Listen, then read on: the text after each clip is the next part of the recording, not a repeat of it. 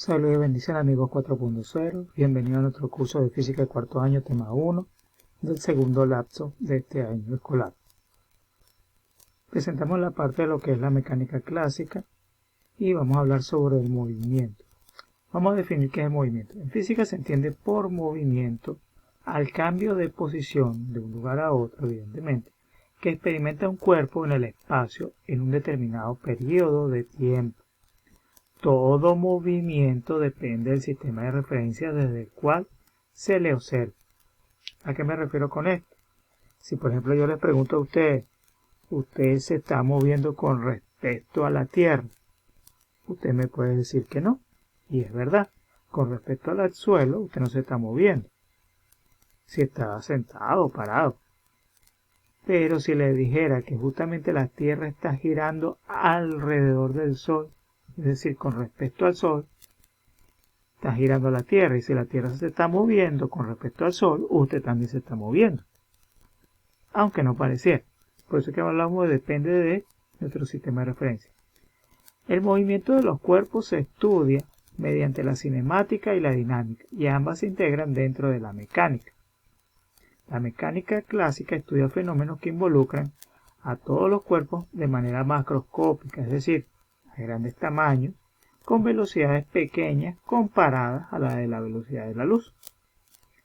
Por otro lado, la mecánica cuántica describe las leyes del comportamiento de partículas subatómicas, es decir, más pequeñas que un átomo, con velocidades cercanas a la de la luz. Por lo tanto, el movimiento de los cuerpos sujetos a fuertes campos gravitatorios se estudia en el marco de la relatividad general, o lo que hablaba antes. La mecánica clásica hay tipos de movimientos que son conforme al tipo de la trayectoria. Hablando de trayectoria es la manera como se mueve con respecto al sistema de referencia, o la manera como se describe ese movimiento. Se puede describir como el movimiento rectilíneo, que es un cuerpo cuya trayectoria es lineal, ¿okay? Y con una velocidad de aceleración paralela. Suele estudiarse en dos casos puntuales: un movimiento rectilíneo uniforme, es decir, que posee velocidad constante, no hay aceleración, no hay cambios de velocidad, es decir, no acelera, aumenta su velocidad, ni tampoco disminuye su velocidad. El movimiento rectilíneo uniformemente acelerado, que es aquel que describe un cuerpo que posee una aceleración constante, es decir, aumenta o baja su velocidad de una manera constante. Otros tipos de movimientos son movimiento circular uniforme, que describe un cuerpo que se mueve alrededor de un eje de giro, con un radio y una velocidad angular constante, trazando una circunferencia. Y en este tipo de movimiento los cuerpos poseen una aceleración en dirección al centro del círculo, es decir, se están moviendo con respecto a un eje. También está el movimiento armónico simple, que describe un movimiento periódico, es decir, que se repite, como puede ser el de un péndulo o el de una onda electromagnética, por ejemplo la luz, que matemáticamente está descrito en el tiempo por una función armónica, que es el seno o coseno. Esas son funciones en matemáticas.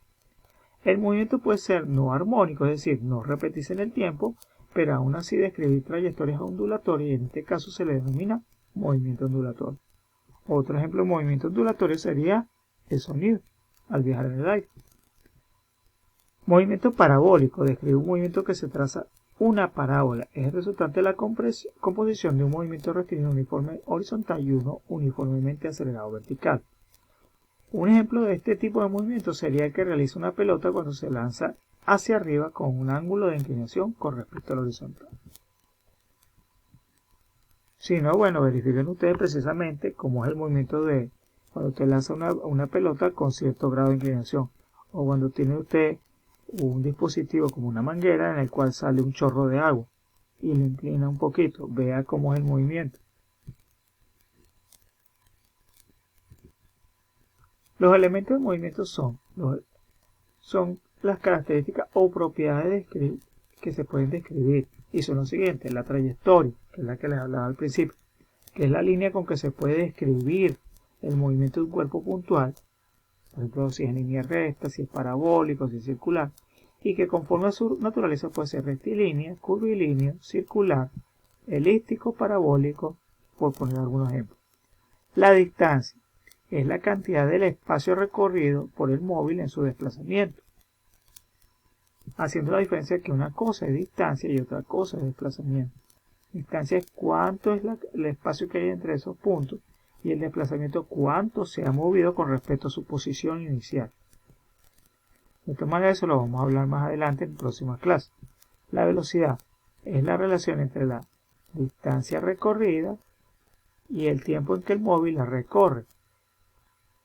Es decir, cuánta distancia recorre en un tiempo determinado. Y la aceleración es la variación de la velocidad con respecto al tiempo.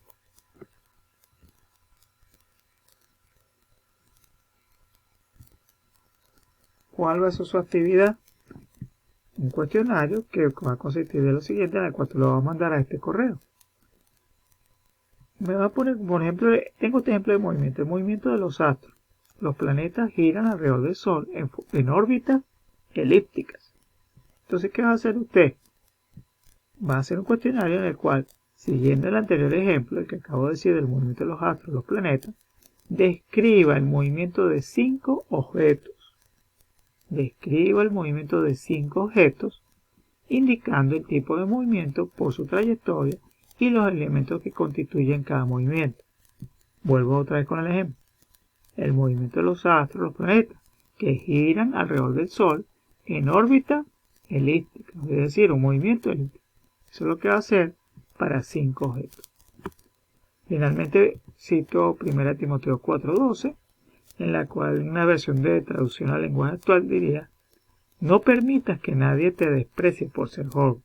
Al contrario, trata de ser un ejemplo para los demás cristianos, que cuando todos oigan tu modo de hablar y vean cómo vives, traten de ser puros como tú, que todos imiten tu carácter. Así que no dejen de dejarse menospreciar por ser tan joven. Ustedes pueden marcar la diferencia, pero eso va a depender de ustedes y su relación con Dios. Y por lo tanto su autoestima debe estar alta, señores. Ustedes valen mucho para Dios y para los demás. Así que despierten todas las mañanas con esa cara de sonrisa para un buenos días excelente con Dios.